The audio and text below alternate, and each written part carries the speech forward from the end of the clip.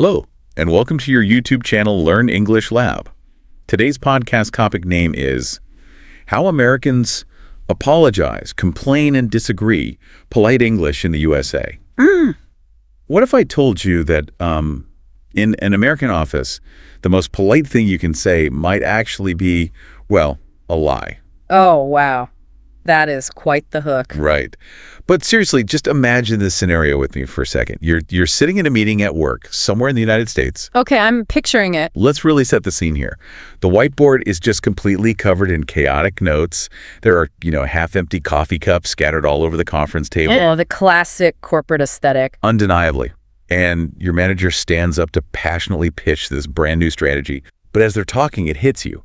You genuinely believe this idea is going to be an absolute disaster. Like a total train wreck? A total train wreck. You know it. And looking around the table at the subtle body language of your colleagues, they probably know it too. It's the universally dreaded workplace scenario right there. Yeah. The tension in that room is completely palpable, even if nobody is, moving a single muscle. Yeah.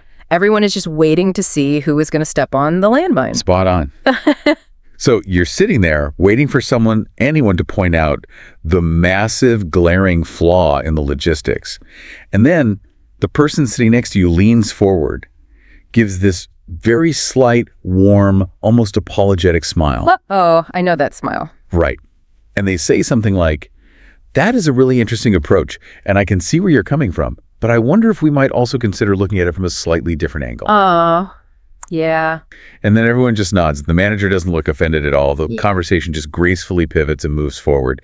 Meanwhile, you're sitting there replaying the tape in your head thinking, wait a minute, did that person just tell the boss their idea was terrible? Because it absolutely did not sound like a disagreement. No, it didn't. To the untrained ear, it sounded like a compliment followed by a gentle, collaborative suggestion. Absolutely. Yeah. So if you've ever found yourself in that situation, if you've ever felt like Americans are speaking in some kind of hidden, heavily encrypted emotional code that everyone in the room understands except for you, then this deep dive is going to feel like a massive revelation. It really is.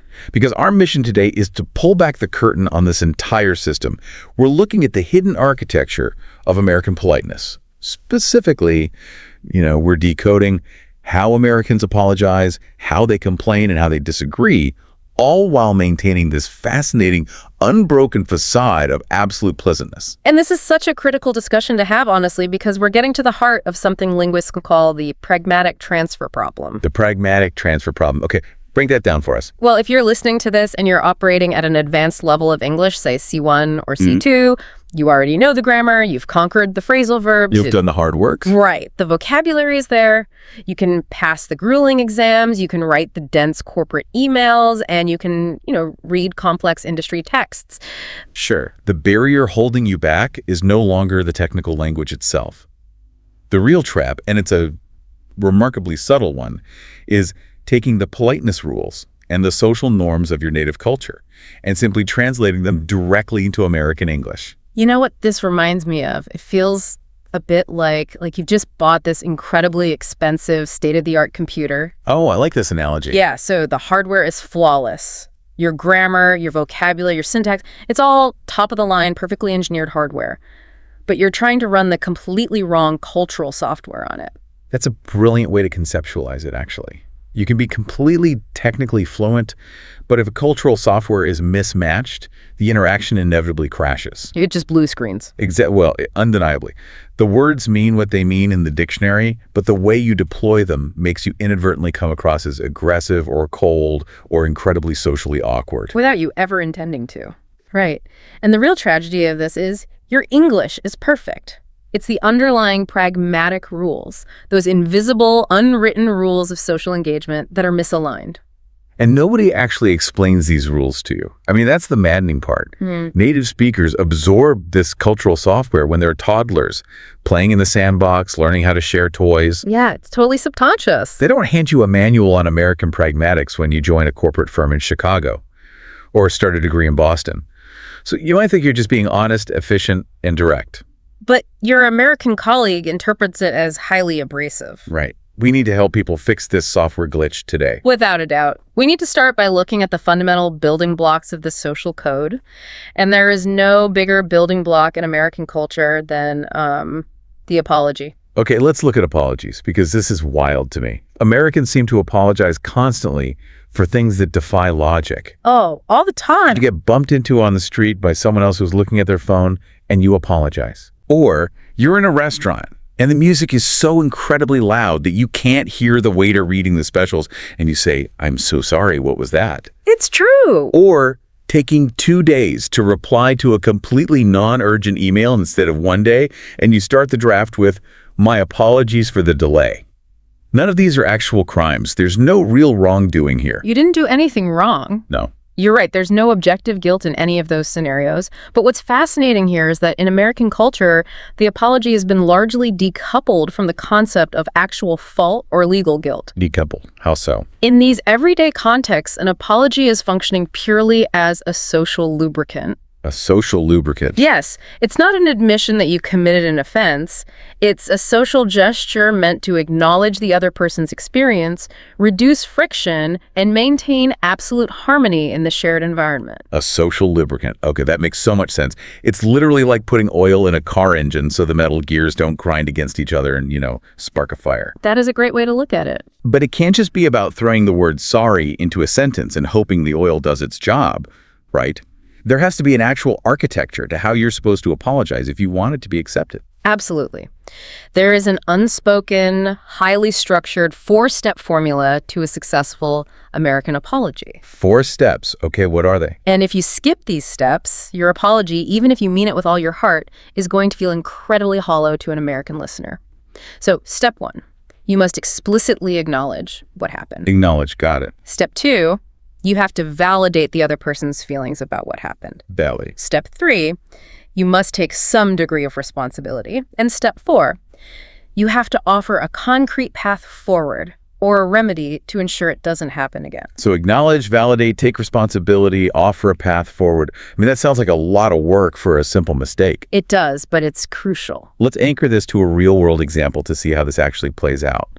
There's this really compelling case study about a woman named Sophia. Ah, yes, the marketing firm case study. Right. She's an immigrant, originally from Brazil, and she has been living and working in Chicago for a few years at a fast-paced marketing firm. Her English is spectacular. Flawless grammar. Flawless. But one afternoon, she makes a genuine mistake.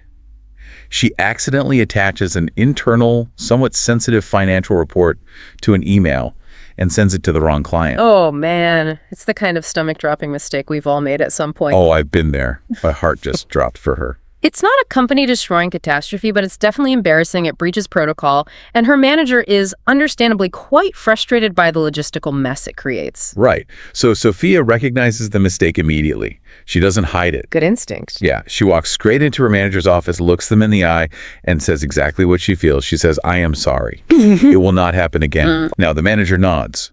But after Sophia leaves the office, the manager is left feeling completely unsatisfied by the interaction. It felt cold, maybe even slightly dismissive. Yeah. And Sophia is left utterly confused because her manager's body language is still icy for the rest of the week. And this is where the cultural software crashes hard. But wait, back up. I have to push back here. Go ahead. On paper, Sophia did everything right. She admitted the fault immediately. She didn't make excuses. She said the magic word sorry, and she promised improvement. She did. In a lot of cultures like Brazil or Germany or the Netherlands, getting straight to the point and not wasting your boss's time with a bunch of emotional fluff shows respect. Undeniably. Treating an adult manager like a child who needs their feelings validated over a clerical error. I mean, isn't that actually incredibly patronizing? Yeah. How is that not seen as condescending in the U.S.? That's a completely logical reaction, and it's exactly how Sophia felt. But we have to look at the psychological underpinnings of the American workplace. Okay, lay it on me. The U.S. is what sociologists often call a task-based culture that, paradoxically, heavily relies on relationship-based communication to function smoothly. That is a paradox. It is. Trust isn't just about competence. It's about feeling seen and respected.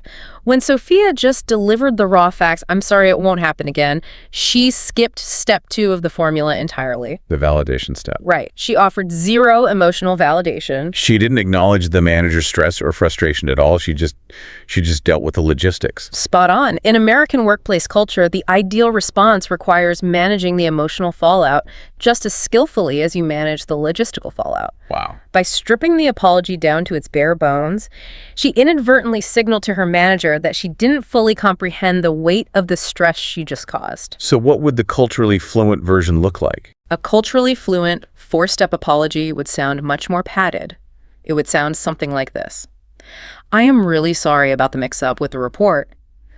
I completely understand how frustrating that must have been for you to deal with, especially considering the relationship we're trying to build with that client. Oh, wow. It was my oversight, and I've already put a double-check system in place so it doesn't happen again. Okay, let's really pull that apart because that is a totally different operating system she's running there. Let's do it. She named the issue, the mix-up with the report. That's step one.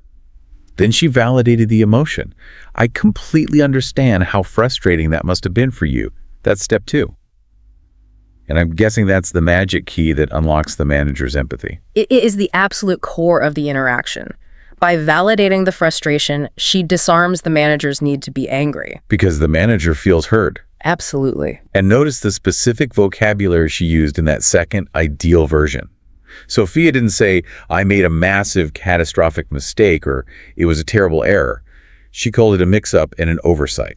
Yes, this brings us to a really fascinating concept called lexical hedging. Lexical hedging. The words you choose to describe the problem dictate the emotional temperature of the room. It's incredibly subtle, but so powerful.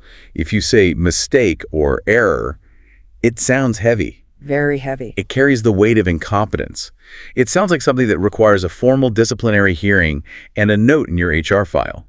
But an oversight. It sounds like a momentary blink. Right. A mix-up sounds almost harmless, like the papers just magically shuffled themselves on a desk while nobody was looking. Agreed. These lexical choices are completely deliberate strategies. By downplaying the severity of her own action with words like oversight, while simultaneously upplaying her profound understanding of the manager's frustration, she balances the scales perfectly. It's a high-wire balancing act. It really is. She takes full ownership without humiliating herself, and she validates the manager's feelings without blowing the actual issue out of proportion. You're manipulating the emotional reality of the situation through vocabulary. It's wild. But wait, an apology is for when you've already done something wrong. True. What if you haven't done anything wrong yet, but you need someone else to fix their behavior? Like, if you're getting terrible service, or you need to complain. Because asking an American to change something they're doing seems to require a completely different kind of linguistic gymnastics. Complaining in American English is essentially an art form of avoidance. It requires immense skill. You know what this reminds me of? Bubble wrap. Bubble wrap. Yeah, think about when you're moving houses Uh-huh. and you have this very fragile, incredibly delicate, expensive crystal glass. You wouldn't just toss it raw into a cardboard box and throw it in the back of a truck. No, it would shatter instantly. Right. You wrap it in layer upon layer of plastic bubble wrap until it's this giant, soft sphere. That's exactly what Americans do with their complaints. They wrap the core, thorny issue in so many layers of softening language that by the time they hand it over to you, it has no sharp edges left to cut you with. That's a perfect visualization. I love that. The direct truth, the complaint itself, is the fragile glass. The polite language is the bubble wrap, protecting the recipient's ego from the sharp edges of criticism. Okay, let's test this bubble wrap theory on a seemingly simple scenario. You're at a nice diner in the U.S. A classic setting. The waiter brings you a bowl of soup. You take a spoonful, and it's cold. It's supposed to be steaming hot, but it's physically, objectively cold. Gross. Now, let's deconstruct how an American might handle this cold soup situation. They would likely call the waiter over and say something like this. Excuse me, I hate to be a bother, but I think my soup might be a little cold. Would it be possible to heat it up? I really appreciate it. That single sentence is an absolute gold mine of pragmatic data. We should break it down line by line because every single phrase in there is doing heavy psychological lifting. All right, let's dive into it. It starts with, excuse me. The universal politeness opener. It signals an impending interruption, but does so respectfully, giving the listener a second to adjust their attention. then I hate to be a bother. This is a preemptive apology. Before the complaint has even been registered, the speaker is already apologizing for taking up space and time. It's like they're feeling guilty for complaining. It's a brilliant face-saving device for both the customer and the waiter. It fundamentally says, I am not attacking your service. I am just a reluctant, unfortunate participant in this issue. Then comes the truly mind-bending part to me. Yeah. I think my soup might be. Wait a second. You think? Yeah. You just tasted it. Yeah. It's a biological, thermodynamic fact that the soup is cold. There's no mystery here. Why on earth would you inject uncertainty into an absolute objective fact? This gets to a fascinating psychological divide in how Americans view direct statements. Stating a raw fact like, this soup is cold, feels like an accusation. It corners the listener. Like pointing a finger. Well, undeniably. By adding, I think, and might be, the speaker injects deliberate uncertainty. They are offering the waiter a graceful, ego-saving way out. They're framing the cold soup as a subjective experience rather than an objective failure of the restaurant staff. That's wild. It's like you're pretending you don't trust your own taste buds just to make the waiter feel better. Pretty much. And then they say it's a little cold. It's not freezing. It's not ruined. It's just a little cold. Classic understatement. Finally, would it be possible to heat it up? Instead of a command like heat this up or take this back, it's framed as a philosophical inquiry into the laws of physics. The philosophical inquiry. Yeah. Would it be theoretically possible for this substance to be heated? It transforms a demand into a gentle request, giving the waiter the illusion of choice and autonomy in the matter. It's exhausting just thinking about the mental processing power required to generate that single sentence on the fly. It really is if you didn't grow up with it. Let's contrast this. If you're operating in a different cultural framework, say, in many European cultures or certain Asian cultures, you taste the soup, you make eye contact with the waiter, and you say, this food is cold, please heat it up. And in those cultures, that is absolutely not rude. Not at all. It's efficient. It's deeply respectful of everyone's time. You are communicating a factual, logistical problem so it can be solved quickly, allowing the waiter to get back to their job. But if you drop that direct, efficient translation into an American diner, the waiter might feel completely attacked, like you just insulted their character. No question. The waiter's internal narrative immediately shifts to, wow, what a demanding, rude customer. And what's really interesting here is that the American way, as complex as it seems, is actually somewhere in the middle of the global indirectness spectrum. Really? In the middle? Oh, yeah. If we look at the British extreme, the bubble wrap is arguably even thicker. Oh, I've seen the British approach to the cold soup. It's almost comical how indirect it gets. A British person might say something like, sorry, this is probably just me, but does this soup seem a tiny bit on the cool side to you? It's brilliant in its avoidance. It is. They apologize up front, they immediately blame themselves, probably just me, and they ask the waiter to confirm a vague feeling about the temperature being on the cool side. It's amazing. The indirectness is maximized to prevent any possible social friction to the point where the actual request is entirely implied. They never even ask to heat it up. And then, swinging to the complete opposite side, you have the Australian approach. Right. Much more laid back, stripping away the rigid formalities, but maintaining a highly friendly, collaborative tone. An Australian might just flag the waiter and say, hey, mate, any chance we can get this warmed up? Reckon it's gone a bit cold. The Australian approach is inherently egalitarian. Using mate establishes immediate equal footing, breaking down the servant-customer dynamic. That's a good point. And saying, reckon it's gone a bit cold, completely removes the blame from the waiter. It's framed as just a natural phenomenon that happened to the soup over time. Just weathering the elements. So what's the takeaway for the listener here? If you're listening and you're working, living, or studying in the U.S., you're constantly trying to find what we could call the Goldilocks zone of complaining. Not too hard, not too soft. That's a critical concept. You have to find that exact sweet spot because there are severe professional penalties for missing it. What kind of penalties? Well, if you're too direct, if you habitually just say, this is wrong, or this process is broken, you quickly earn a reputation in the American workplace as being abrasive, difficult to work with, or not a team player. The dreaded not a team player label. People will fixate entirely on your tone and they will completely ignore your message. Right, but what if you overcorrect? What if you're a non-native speaker, you're terrified of being labeled abrasive, so you use way too much bubble wrap? Then you hit the opposite extreme, which is equally problematic. If you're too indirect, your complaint simply gets ignored. Oh, I see. The American listener hears all that heavy hedging, the maybe, the I think, the if it's not too much trouble, and they interpret those signals to mean the issue isn't actually very important to you. They just think, oh, it's not a big deal. They subconsciously think, well, if it were a real problem, they would have been clearer about it. So finding that Goldilocks zone where you are firm enough to be taken seriously but cushioned enough to be polite is the ultimate goal of pragmatic fluency. It's a total tightrope walk.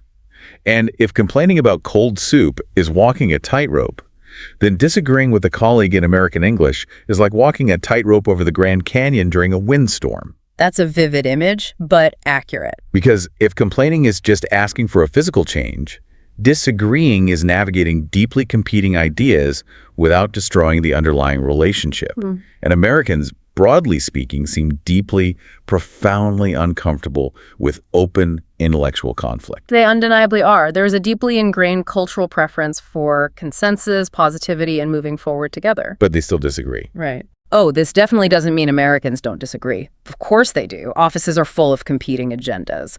But the methodology of disagreement has evolved into a highly sophisticated, almost choreographed strategy.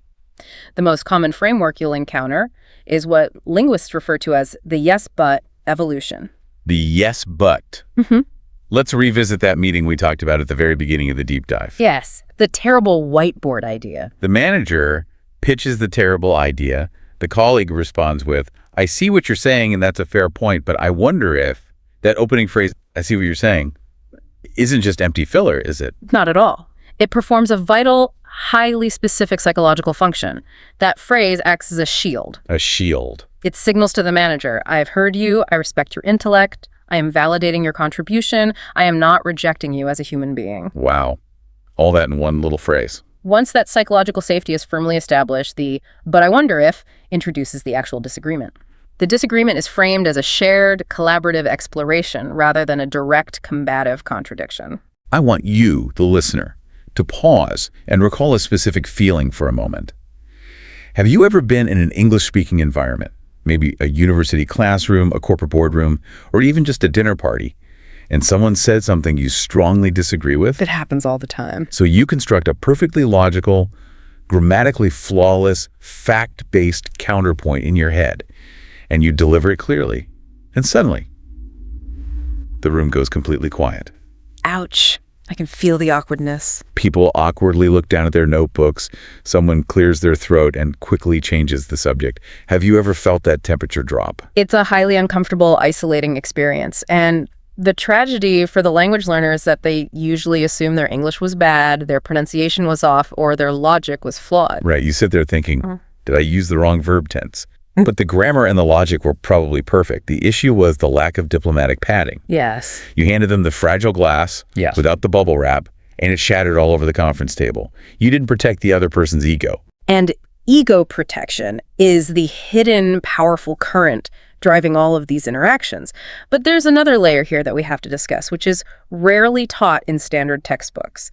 And it's arguably the most important element of the whole dance. What's that? Tone and prosody. The melody of speech. I find this fascinating because it's so subconscious. It changes the entire meaning of the words. Let's take a simple phrase of disagreement. I don't think that's quite right. Okay. If you deliver that with a falling pitch at the end, a downward inflection, it sounds incredibly final. It sounds authoritative. It sounds like a sharp put down. I don't think that's quite right. Oh, yeah. It sounds like a strict teacher scolding a student who gave a dumb answer. Yeah. It shuts down the conversation completely. Spot on. But if you take those exact same words, the exact same grammar, the exact same vocabulary, and you deliver it with the slightly rising, almost question-like pitch at the end, I don't think that's quite right. Wow. Suddenly it's completely transformed. It is. That rising pitch softens the blow entirely. It turns a closed, hostile statement into an open, collaborative invitation for discussion. It essentially says, this is my perspective, but I am totally open to being corrected if you have better data. Absolutely. Native speakers are constantly, completely subconsciously adjusting their pitch and their prosody to manage social friction and signal their intent. So this brings us to a major philosophical core. A lot of learners, when they first encounter this massive wall of bubble wrap, the rising pitches, I think maybes, they have a very natural, very strong pushback. I hear it constantly. They think, Isn't all this softening just entirely fake? Isn't it incredibly manipulative and insincere to pretend I agree with an idea when I don't? Why can't we just act like adults and be honest? That is the most common and arguably the most understandable frustration I hear from advanced learners. It feels deeply inauthentic to them. It really does. But that frustration is based on a fundamental misreading of American culture. In American English, politeness is not the opposite of honesty. Politeness is the delivery system for honesty. The delivery system. Break that down for me. That sounds like a major perspective shift. Think about human neuroscience and psychology. Okay, let's get biological. When someone hears a direct contradiction, your idea won't work, the brain's amygdala often processes that social rejection using the exact same pathways it uses for physical pain. Really? Physical pain? Yes. The ego takes over, the walls immediately go up. And the moment those defensive physiological walls go up, the person physically and psychologically stops listening to your data. They just shut down. It doesn't matter if you have the best statistics, the perfect logical argument, or the absolute objective truth.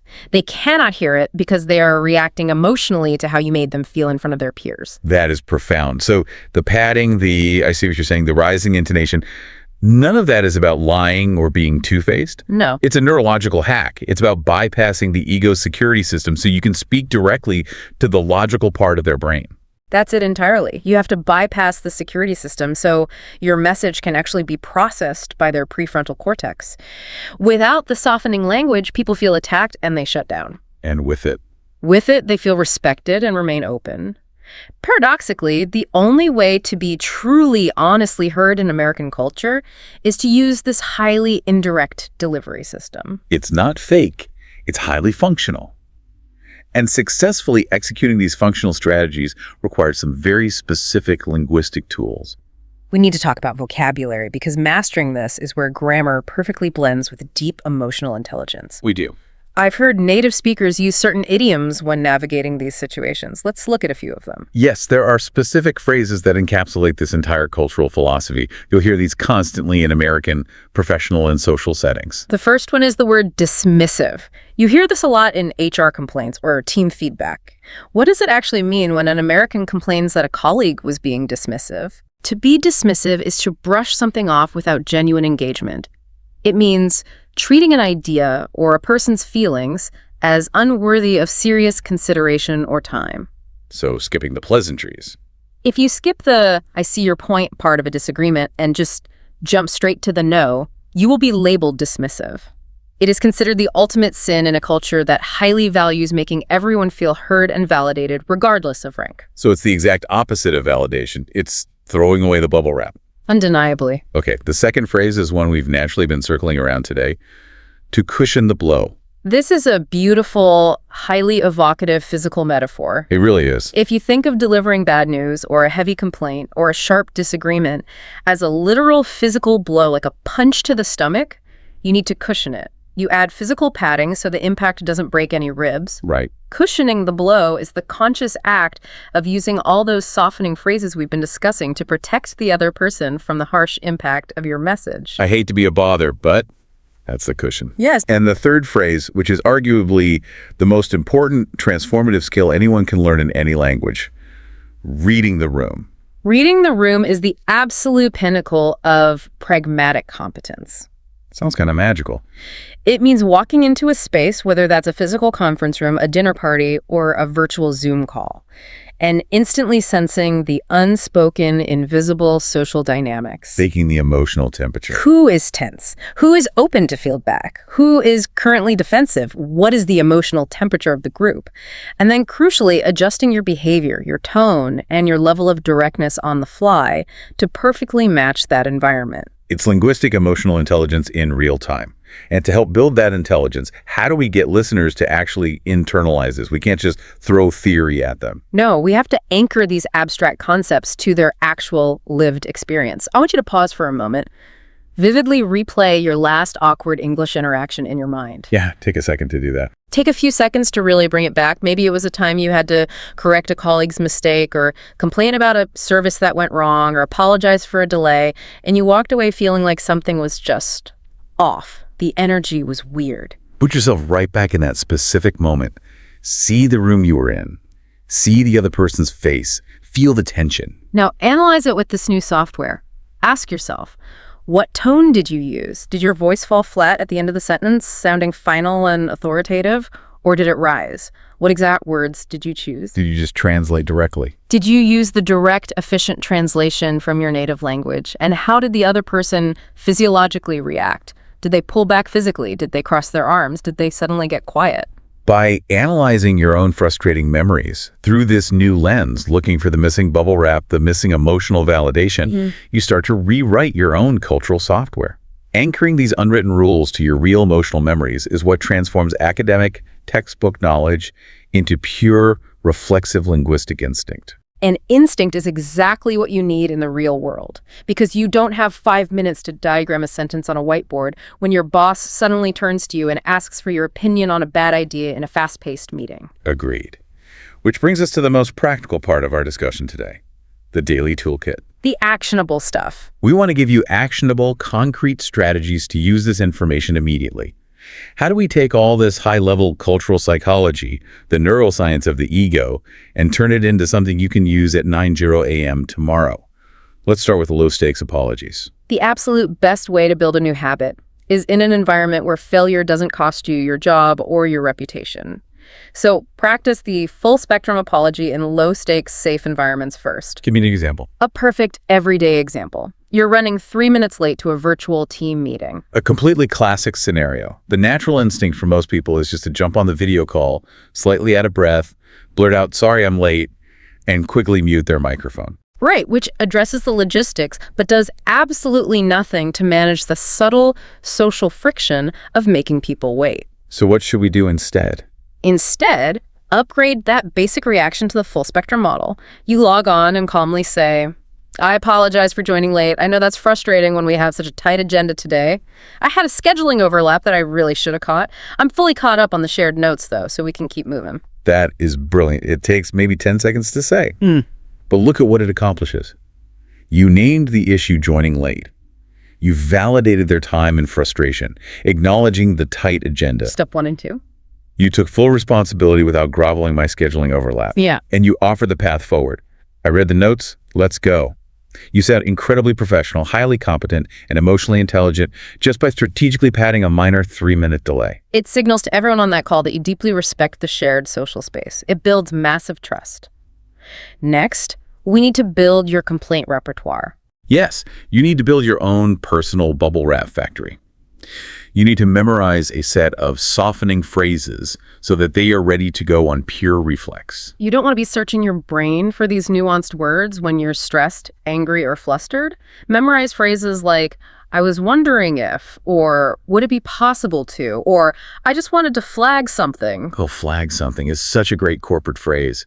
It sounds so incredibly helpful, not aggressive at all, like you're just waving a friendly little flag to draw attention to a tiny, interesting detail rather than pointing out a massive failure. Absolutely. The goal is to make these phrases an automatic muscle memory reflex. Practice them at the local coffee shop when they get your order wrong. Low stakes. Practice them when politely returning a defective item at the grocery store.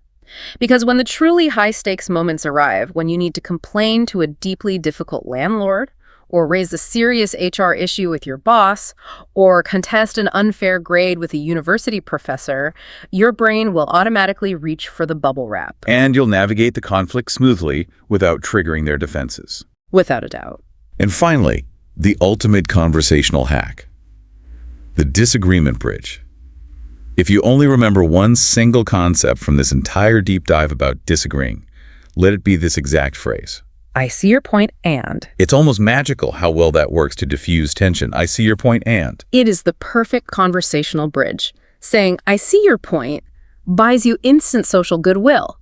It completely disarms the other person's ego. And the word "and" is the crucial hinge. Why and instead of but? Notice we didn't say but. But is an eraser word. It mentally erases everything positive that came before it.